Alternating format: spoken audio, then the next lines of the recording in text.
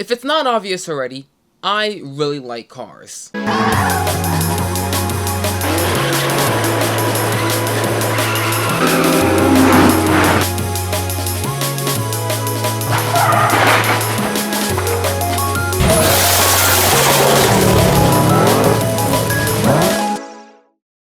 Cars are something I've grown up with since I was a toddler.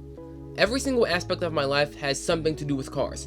I like to go to car shows, collect die-cast cars, draw cars, watch car videos. I can go on for hours listing what I like to do about cars.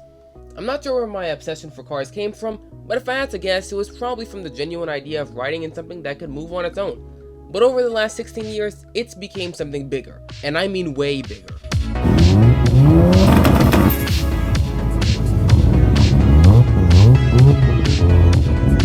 A common question I've been asked is, what's your favorite car in the world? Funny enough, this is the most complicated car-related question I've ever been asked, and the simple reason why is because there are too many cars out there just to have one as a favorite. But one thing I can answer is what my favorite type of car is, that being JDM. JDM stands for Japanese Domestic Market, which basically means the sports/muscle cars of Japan. The three most popular JDM cars are the 1995 Toyota Supra, the 1999 Nissan Skyline R34, and the 1992 Mazda RX-7. Narrowing it down to just JDM only, my favorite car in this situation would be the 1995 Toyota Supra. The Supra comes in 5 different generations, spanning from the A50 to the A90. Out of all of these, I think the 4th generation is hands down the best out of all of them. But what would a car video be without talking about car culture? Car culture is the genuine aspect of you owning a car and making it look nice. This can be done by simply giving your car new aftermarket rims, a lip spoiler, or maybe even just a new paint job. Depending on what your car is though, like you can't just take a basic 2000 Honda Civic, slap a blue paint job on it and call it a build, like that's just recoloring it.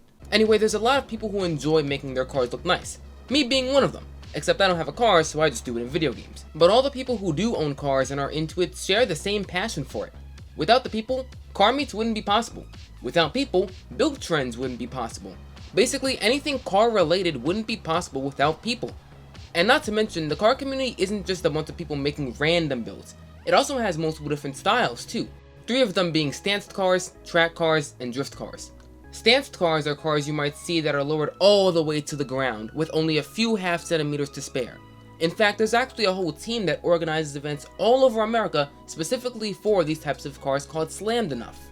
And annually, an event happens in Tennessee known as Slammed Enough Gatlinburg. The show itself is great, but what's even better are the small meetups that happened all over Gatlinburg the days before. Tens of thousands of cars from all over the country and sometimes even all over the world go to different gas stations and parking lots just to show off their car. The next type of car culture is track cars. Track cars are simple. Make a car that can go fast around corners and can make a lot of power on straightaways. Getting into track culture will educate you a lot about racing lines, suspension tuning, and much more about racing. The last style we'll go over today is drift cars. The idea of drift cars is trying to tune a car, usually a rear-wheel drive one, that can slide across a corner with the front facing the inside of a corner.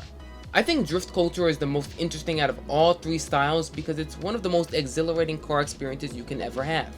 And by the way, this is only 3 of many different styles. You've got a lot more like muscle car and Bosozoku, but just to keep this video simple, we'll just stick with the 3 we just went over. All in all, there are many people out there who like cars just as much as I do, if not more. If you're new to car culture and there's something you want to take away from this video, let it be that you, yes you, have the ability to like any car that you like. Just because it may be overrated doesn't mean it can't be your favorite car.